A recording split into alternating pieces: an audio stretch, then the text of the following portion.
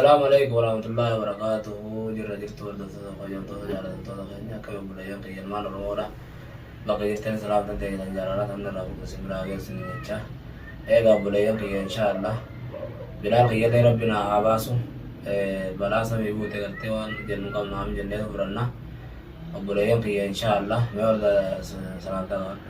السلام عليكم ورحمة الله وبركاته. جرى جرتني الدكتور تاني كما يوم تاني كنا لا قدرني جوات جرتني سنين جرتا. أنا وسجيني الحمد لله رب العالمين. إيجا إبراهيم اللي يكون الحمد لله رب العالمين. عمل لي وان براقي سجليتنا ربنا الحمد لله. شيخني سنقوا إن شاء الله ربي جزاه خفلوف ربي وجيني كنوا يتقرأ أو إياه كنوا كتقول شيء الحمد لله رب العالمين. ربي ربي وانه نجي فتنادا ان شاء الله بولا يقيا تسغبا ولا برباجسا تسغبي لبيتن غرتي gocha ngarte harka khiyanda lage sano bulayan khiya single nagartani dirtani video na rabarama turte gocha harka khiya ngarte osum bekhin dalage santu garte akka nangarte wan hara wan takkar argije chura wan adumera dille thamen beine akkam nakas gure wandu yese wecho bulayan khi wandu video gafa garte gumama kayse sagaynya dan gafa san nagar sisan wah wallahi wa mudu yese ja kun de je dron ne jitte ngale bunga rabbi basi na segami yon to video ramaru tinjirtu esa kayse ironi tu emoni jira thana malela amma jam khiya ni jira ugara katilale achi qalbi na de muditte amma شيخني شيخني دقيقة شاهدين تورين دم شمالين تورين آجي متي شيخنا ثم ما شاء الله خوانا بيز ربما بيخر حقل منا متي بيخر والله ربي جزاء خفلو في جزاء لسان رامباتو نما يجون نما كنا نما قبي غرتي كتلو جرابته والله غرتي جزاء ربي خفلو أصلا غرتي فينو غرتي جارتي ديالله نا والله نا فيجي فيديو كلالو بين الله إسا والله أنا اللي نتي ده أجان والله شيلنجي ذكروا رامفرنة أكنوتين والله جوبلا يقيا مسكين أتى رابطة كلامنا ربي ساي چار رابطة ربي करते गुद्दो बखाबू सभी इल्मी करते तंदरा दरने आखिर नूवी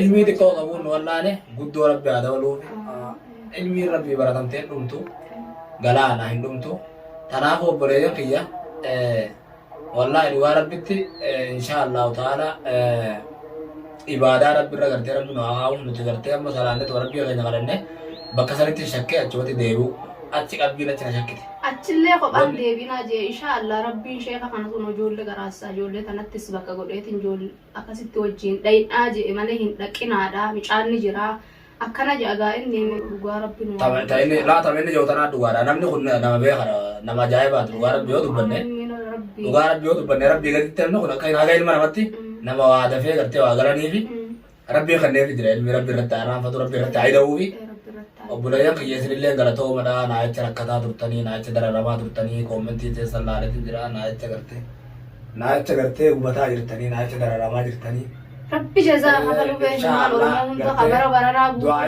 بويا بهند ان شاء الله ربي جزاء وبلا ينك يمنا تسغبا اما يسر اللي اما کرتے بوار بويچ رام بويچ اسني داو بويچ رام بويچ اسني داو اسني بلال خيا بوا جو في دي में आते بويچ اسني داو हारमन खिया ले रखिसो इसने ले रखिसो बुलायन खिया नन तसगब्बाया तन मो वान शेर ने नाजे उड़ागे न बुलायन खिया akasitti fi nu dhabbatu hundanda'u dhiini na keessaa dhume bulayyan khiyya akkasitti jechuudha waan sheekni naan jedhu dhaga'ee waan isin naan jettan illee dhaga'ee tasgabbaa'ee obsaa naannan goromsaa dhugan jette oromooni sabrii gartee nama gartee sabrii qabuutu rabbirrallee kadhatee waa argata obboleeyyan kiyya tanaafu insha allahu ta'ala sabrii godhadheeti nama mooda akkasin naan jettan ol diriirreeti suutala intan dawar taa'uun dandama taana taana jala kaananni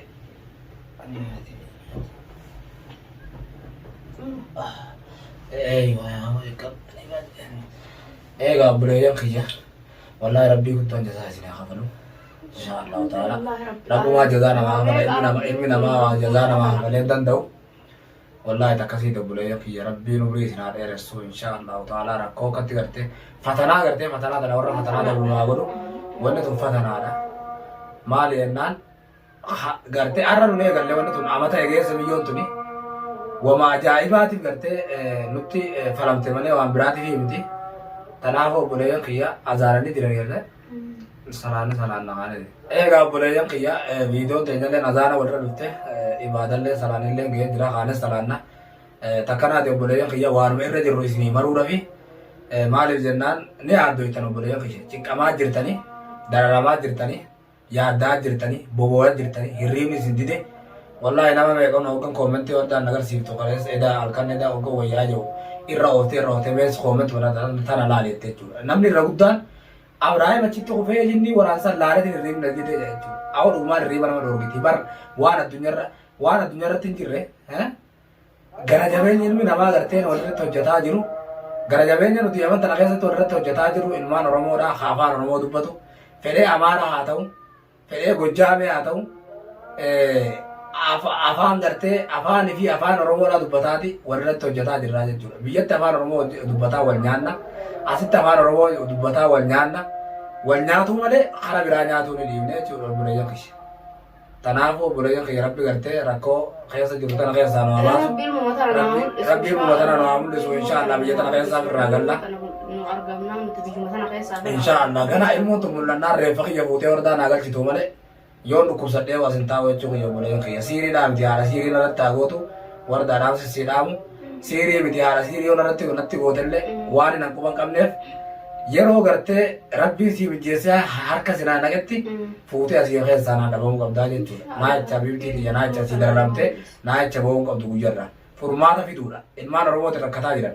Furmaata kiyya kana fiduu qabda. Maaliif yoon ifin gartee biyyoo tana rabbina irraa dhorgu rabbina irraa dhorgu rabbiitu nama irraa dhorgaa yoo kana irraa dhorgu taate haaliini anuu asitti dhaabbadhu fuudhee hin galchaa. Sigalee ammoo yoon fi gartee inni qaata galle jechuudha. Waan rabbi jebaleen taatu. Tanaafu rabbi hireen qooda rabbiiti bakka tana dhaabbadhaa rabbi maajjaa bakka rabbi nama dhaabe dhaabbatuun ta'isaati. Tanaafu obboleeyyan kiyya hundi keessanuu du'aa umaan nutti jabaadhadha. Du'aayin teessan dalagaa jirti.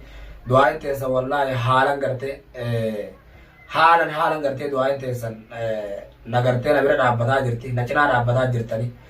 Nagargaara jirtanii galatoomadha. Jazaa rabbi isin haa kafalu inshaallahu ta'ala. Anillee fayyaa tiyya sannaa haa deebsu. Abrahaam jabaa duraanii jiraa duraanii akkatti gartee nashaata qabu Ameerikaana qabu ol ka'ee utaalu san rabbi gartee na haa godhuun isin jaa obboleeyyan kiyya.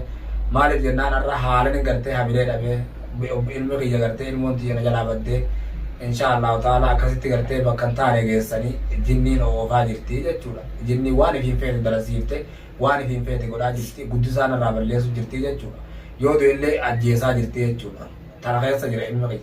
Anillee nunoo tana keessa rakkataa jira. Isin gartee ilmoon teessa yoo duute harka keessanii dhawwaallattan meemee hagamta akka gammachuu qabdan obboleeyyan kiyya.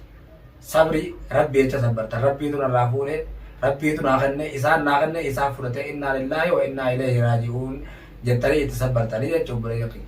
Kana gartee rabbiin fudhate rabbiin argin rabbiin fudhatee qabrii dandee harka keetiin awwaallattee argin kana saasni dhee gartee harka keetiin awwaallattee argin kamakiinan dhee harka keetiin awwaallattee argin hagartee qadara jechuudha qadarallee rabbumaatu fida beekadha qadara azalaa fi qadara jira qadarallee rabbumaa fida ammoo tana ta ilma namaatiin fuudhamee gartee taraa meeqaan layyatti darbamee hiiga obboleeyyan kiyya deebi'ee rabbi baasee akkasitti gartee bineensan keessa ala bulee rabbi baasee san booda deebi'ee tabiraatii miti ammallee deebanii fuudhanii dhabama godhanii jechuudha. Asbaaniin dubbatanii asbaanii as jiran jani du'ee taatu deemuun hin jani obboleeyyan kiyya angaraa kiyya keessatti immoo hoggan kalee achi dhaquusan gartee obboleeyyan kiyya haleessa yeroo achi dheengadda moqaleesi dheengaddaasi halee ani farga jechuudha mana kanatti yeroo achi dhaquusan wallaa obboleeyyan kiyya akka waan bilaa kiyya jiruu natti fakkaatan layyaa sana hoggan laalu qalbiin achi deemuu natti jechuudha. Sheeka gartee ajaja sheekallee ni cabsine dhiifama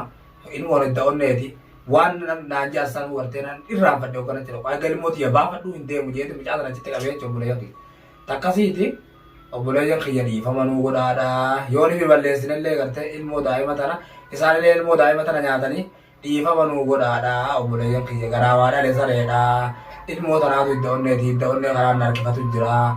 Ifin jibbaadhe ifi qabuu dadhabee obboleeyyan kiyya amma immoo ifin qaba dhiifama naa godhaadha rabbii jecha dhiifama naa godhaa rabbiin gartee badii teessan dhiifama isin haa godhu inshaallahu ta'ala obboleeyyan kiyya waan jabaatti rabbiin irraa haa laaffisu obboleeyyan kiyya inshaallahu ta'ala gartee rakkoo keessa jiru keessaa nu haa baasu itti hundaa'u rabbi warra rakkoo keessa jiru rakkoo keessa haa baasu kan rakkoo hin qabne daranuu itti haa bal'isu habiyyeefitti galuu fedhu akka kiyyaa kana rabbiin haa galchu na waliin gartee warra rakkatee gartee biyyeetti galuu fedhu hundaa'u rabbi haa galchu inshaallahu ta'ala akka kiyyatti rakkoo keessa jirus rakkoo keessa haa baasu inshaallahu ta'ala rabbiin danda'aadha waan dandeen qabu ilmootiyyees baasee na haa gammachiisu على ذلك من القسوار رب العزة عما يصفون السلام على المرسلين الحمد لله رب العالمين يا عزيز يا كريم يا الله نقدت مجرات قبل إن شاء الله تعالى